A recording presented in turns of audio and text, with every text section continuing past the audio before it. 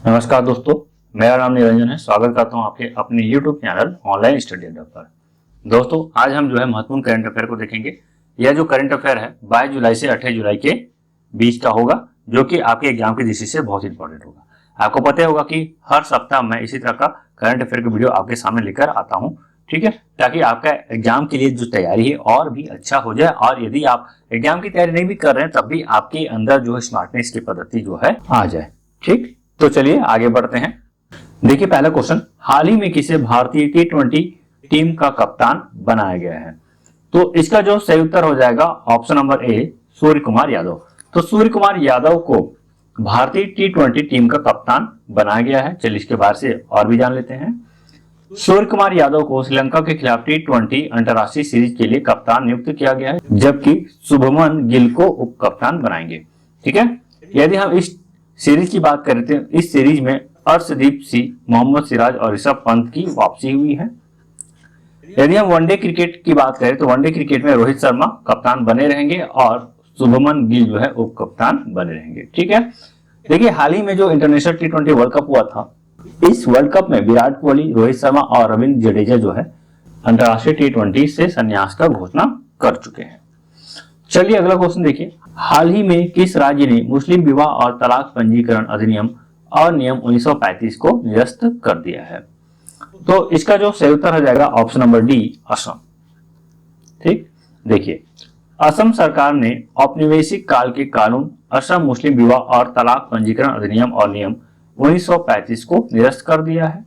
यदि हम असम के मुख्यमंत्री की बात करते हैं तो हेमंत बिस्वा शर्मा जी हैं। इन्होंने न्याय सुनिश्चित करने और बाल विवाह के खिलाफ सुरक्षा उपाय जोड़ने के कदम के रूप में इसे निरस्त करने की घोषणा की है।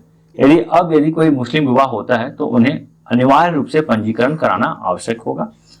काजियों द्वारा जो विवाह की जो भूमिका निभाया जाता था, अब इसे समाप्त कर दिया गया है। चलिए अब हम असम के बारे से कुछ जानकारी लेते हैं। यदि हम असम की बात करें तो देखिए, असम जो है भारत के पूर्वोत्तर राज्य में शामिल है। इसकी राजधानी दिसपुर है। मुख्यमंत्री हेमंत बिस्वा शर्मा, राज्यपाल गुलाब चंद कटारिया और यहाँ के प्रमुख जो नेशनल पार्क है काजीरंगा और मानस। चलिए अगला क्वेश्चन देखते हैं। चेन्नई सुपर किंग्स ने किस देश में अपनी नवीनतम अंतरराष्ट्रीय सुपर किंग्स अकादमी खोलने की घोषणा की है? तो देखिए, इसका जो सही उत्तर हो जाएगा ऑस्ट्रेलिया के सिडनी में जो है चेन्नई सुपर किंग ने अपनी नवीनतम अंतरराष्ट्रीय सुपर किंग्स अकादमी खोलने की घोषणा की है। इंडियन प्रीमियर लीग की सबसे सफल फ्रेंचाइजी में से एक चेन्नई सुपर किंग्स ने सिडनी ऑस्ट्रेलिया में अपनी तीसरी अंतरराष्ट्रीय सुपर किंग्स अकादमी की स्थापना के साथ अपनी वैश्विक उपस्थिति के महत्वपूर्ण विस्तार की घोषणा भी की है। ठीक है, यह कदम न केवल चेन्नई सुपर किंग की अंतरराष्ट्रीय पहचान को बढ़ाता है, बल्कि ऑस्ट्रेलियाई क्रिकेट के साथ फ्रेंचाइजी के लंबे समय से चले आ रहे संबंधों को भी मजबूत करता है। चलिए ऑस्ट्रेलिया के बारे में यदि हम देखें तो देखिए, ऑस्ट्रेलिया जो है भारत के दक्षिण पूर्व में स्थित है।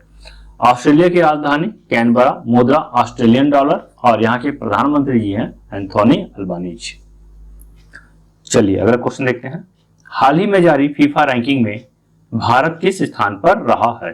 तो इसका जो सही उत्तर हो जाएगा ऑप्शन नंबर ए, 124। तो फीफा रैंकिंग में भारत जो है 124 स्थान पर है। यदि हम टॉप पर बात करें तो टॉप पर अर्जेंटीना है। फीफा यानी कि federation international D football association, इसका फुल फॉर्म। मुख्यालय ज्यूरिख स्विट्जरलैंड है और अध्यक्ष गियानी इन्फेंटिनो है। ठीक है, तो ये है फीफा के बारे से बहुत इंपॉर्टेंट।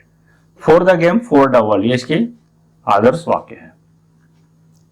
चलिए अगला क्वेश्चन, प्रधानमंत्री स्वनिधि योजना की सर्वश्रेष्ठ प्रदर्शन करने वाले राज्य श्रेणी में कौन टॉप पर रहा है? तो इसका जो सही उत्तर हो जाएगा ऑप्शन नंबर ए, मध्य प्रदेश। ठीक है, स्वनिधि योजना को आप समझिए। सबसे पहले क्या होता है, तो ये जो है नगर निगम के तहत, नगरीय प्रशासन के तहत जो है सड़कों पर जो वेंडर है, ठीक, ठेला या छोटा दुकान वगैरह, उन लोगों को आर्थिक रूप से सहायता या क्रेडिट प्रदान करने के लिए इस योजना को लाया गया है। देखिए, इस योजना के तहत 3 प्रकार से क्रेडिट प्रदान किया जाता है। शुरुआत में 10,000 रुपए, उसके बाद 20,000 रुपए और फिर 50,000 रुपए। तो इस तरह से मुद्रा प्रदान किया जाता है ताकि जो है जो स्ट्रीट वेंडर है उसको आर्थिक सहायता प्राप्त हो सके।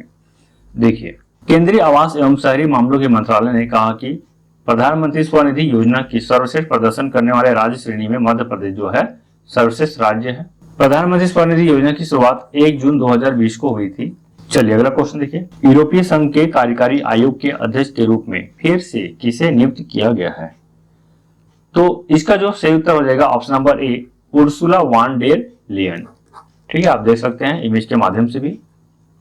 यूरोपीय संसद ने 18 जुलाई 2024 को जर्मन राजनेता उर्सुला वॉन डेर लेयन को अगले 5 साल के कार्यकाल के लिए यूरोपीय आयोग के अध्यक्ष के रूप में फिर से चुन लिया गया है।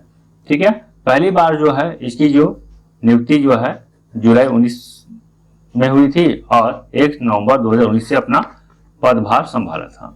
ठीक है, इसका जो वर्तमान कार्यकाल जो है 31 अक्टूबर 2024 को समाप्त हो रहा है। ठीक है, तो इस तरह से 1 नवंबर 2024 को फिर से ये अपना पद ग्रहण करेगी और अक्टूबर 2029 तक पद पर बनी भी रहेगी। चलिए अगला क्वेश्चन देखते हैं, किस राज्य की गेवरा एवं कुसमुंडा कोयला खदान विश्व की 10 सबसे बड़ी कोयला खदानों में शामिल हुई है? तो देखिए छत्तीसगढ़ के, ठीक है, यदि हम छत्तीसगढ़ के जिला की बात करते हैं तो जिला कोरबा है। तो कोरबा जिला में गेवरा और कुसमुंडा खदान है। इन खदानों को विश्व की 10 सबसे बड़ी कोयला खदानों में शामिल किया गया है। ठीक है, और यह जो रैंकिंग प्रदान करने वाला कौन है? तो worldatlas.com। तो ध्यान रखेंगे worldatlas.com के द्वारा जो है 10 शीर्ष कोयला खदानों में गेवरा और कुसमुंडा को शामिल किया है। यदि हम इसकी वार्षिक उत्पादन की बात करें तो 10% इसका हिस्सेदारी है देश में।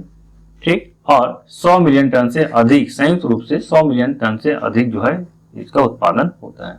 यदि हम इस सूची में बात करें तो इंडोनेशिया के 4 खदानें हैं। संयुक्त राज्य अमेरिका की ब्लैक थंडर खदान को जो है दुनिया की सबसे बड़ी कोयला खदान का दर्जा प्रदान किया गया है।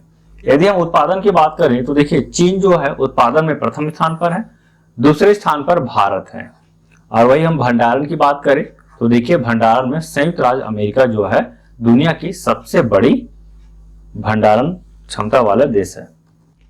चलिए अगला क्वेश्चन, हाल ही में किस बैंक ने भारत में छत पर सौर प्रणाली के लिए $240.5 मिलियन का ऋण स्वीकृत किया है?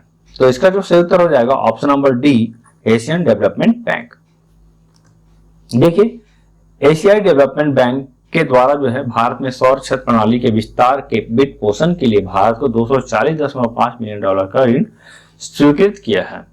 ठीक, देखिए इसे देश में छत पर सौर प्रणाली को बढ़ावा और विकसित करने तथा करणीय ऊर्जा को बढ़ावा देने के महत्वाकांक्षी सरकारी प्रयासों को बढ़ावा मिलने की उम्मीद है।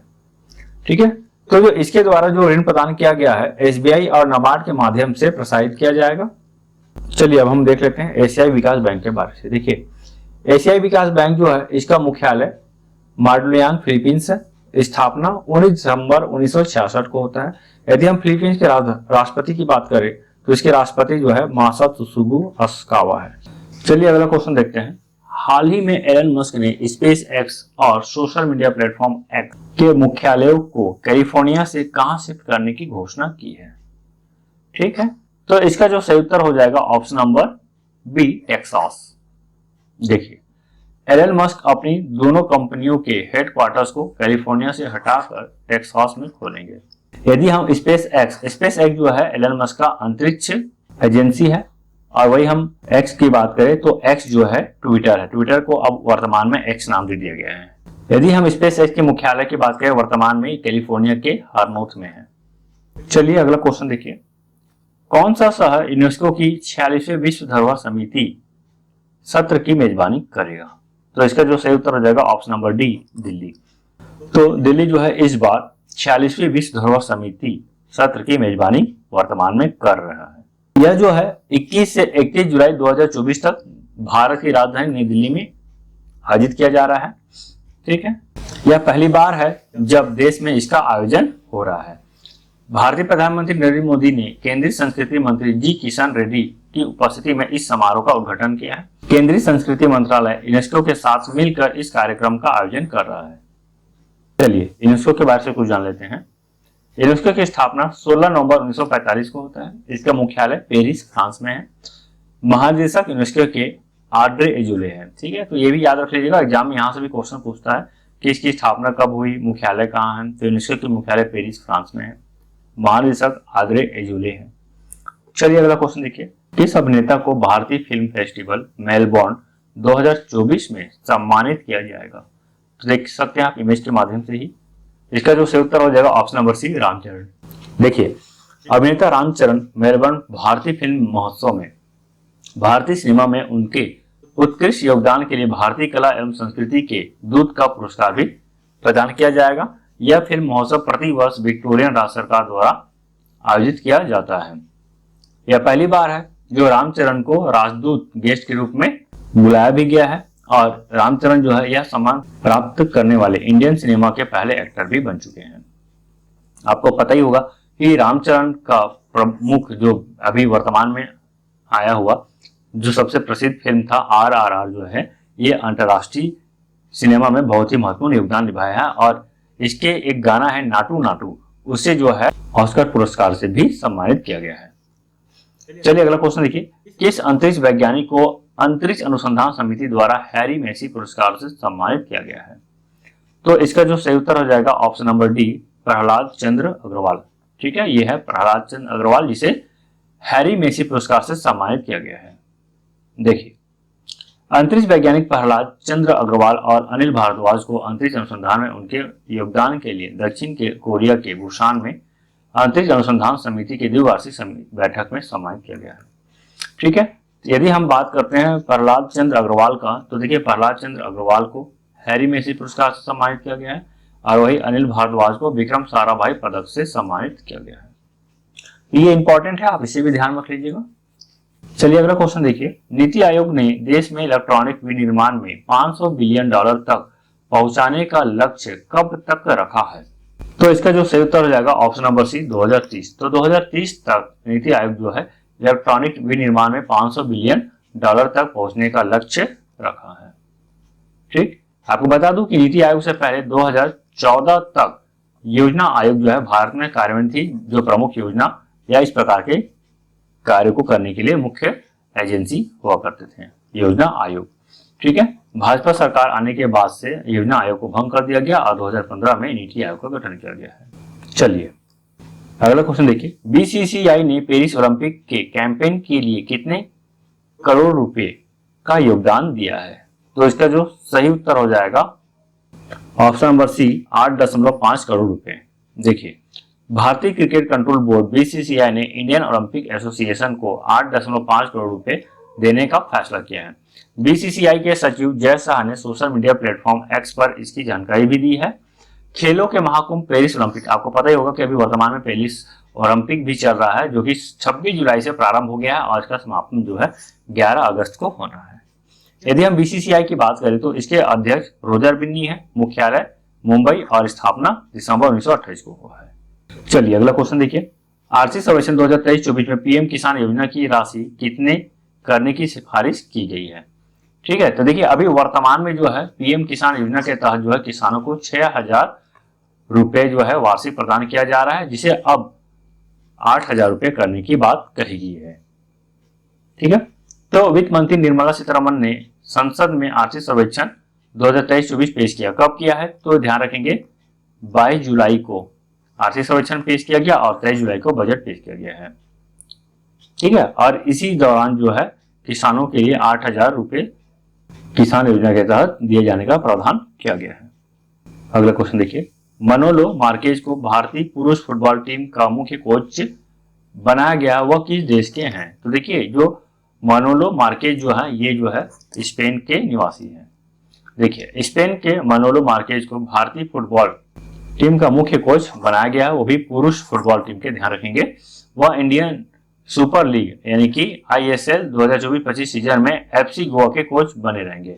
ठीक है, अभी ISL 2024-25 होना है, इसमें जो है FC गोवा के कोच वर्तमान में हैं और इसके बाद जो है 2024 के बाद पूर्णकालिक रूप से इसे जो है राष्ट्रीय टीम का मुख्य कोच बना दिया जाएगा। यदि हम AIIF की बात करें तो इसका फुल फॉर्म है ऑल इंडिया फुटबॉल फेडरेशन। इसका स्थापना 23 जून 1937 को होता है। मुख्यालय नई दिल्ली, अध्यक्ष जो है कल्याण चौबे जी है। देखिए अगला question, international tennis hall of fame में शामिल होने वाले पहले एशियाई खिलाड़ी कौन बने हैं? तो international tennis hall of fame में शामिल होने वाले जो पहले खिलाड़ी जो है लिएंडर पेस और विजय अमृतराज हैं, यानी कि ऑप्शन नंबर डी जो है इसका सही उत्तर होगा। देखिए, लिएंडर पेस और Vijay Amritraj international tennis hall of fame में शामिल होने वाले पहले एशियाई खिलाड़ी बने हैं।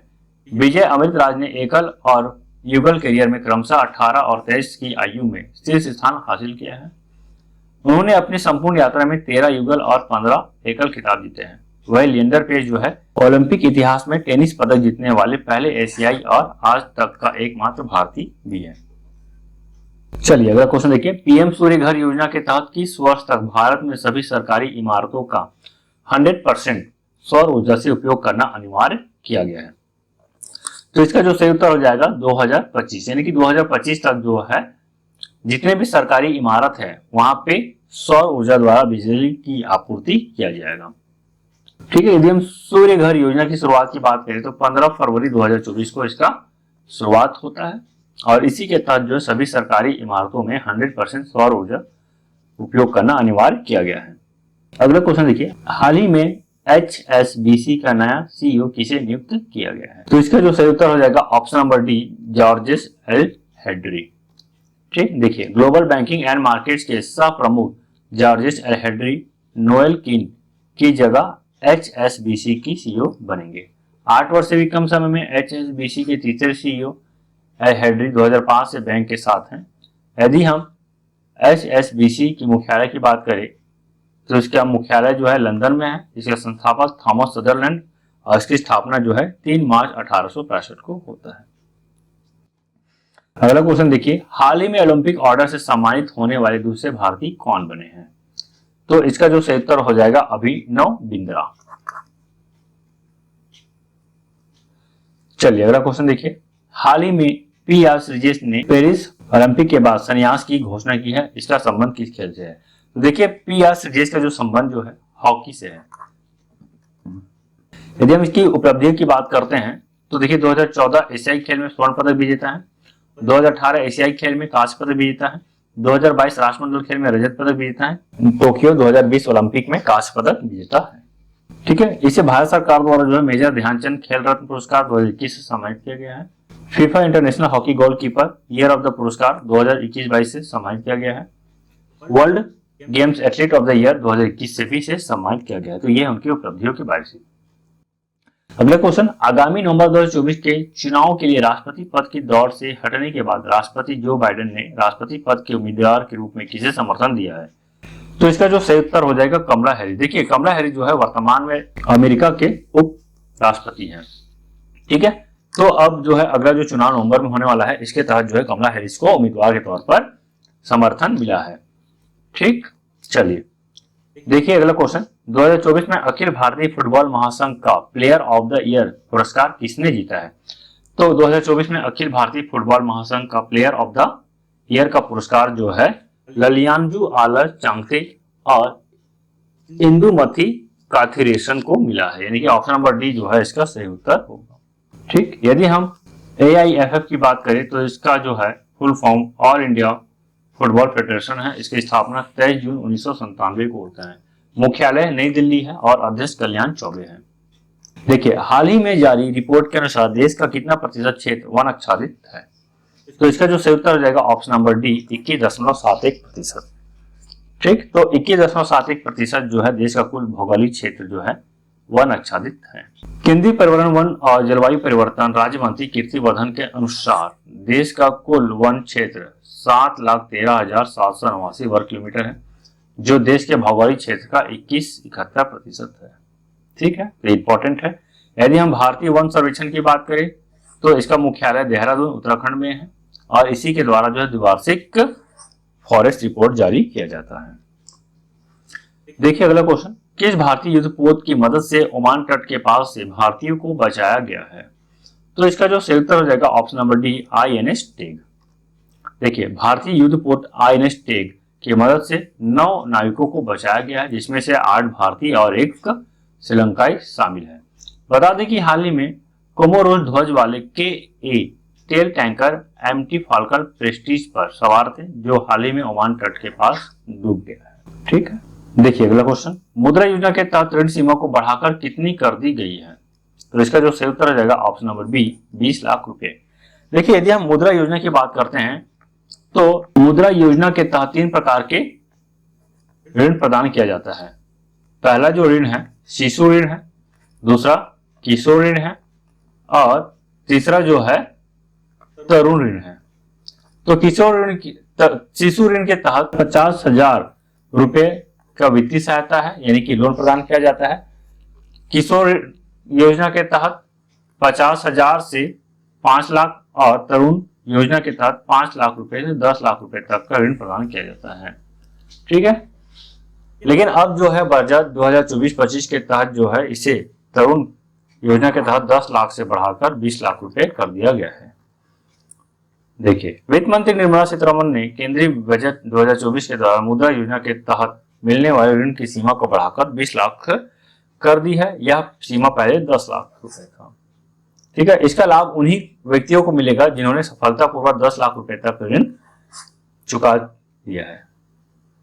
चलिए, केंद्रीय बजट 2024-25 में खेलो इंडिया पहल के लिए कितने करोड़ रुपए आवंटित किए गए हैं? ठीक है, तो इसका जो सही उत्तर हो जाएगा ऑप्शन नंबर बी, 900 करोड़ रुपए।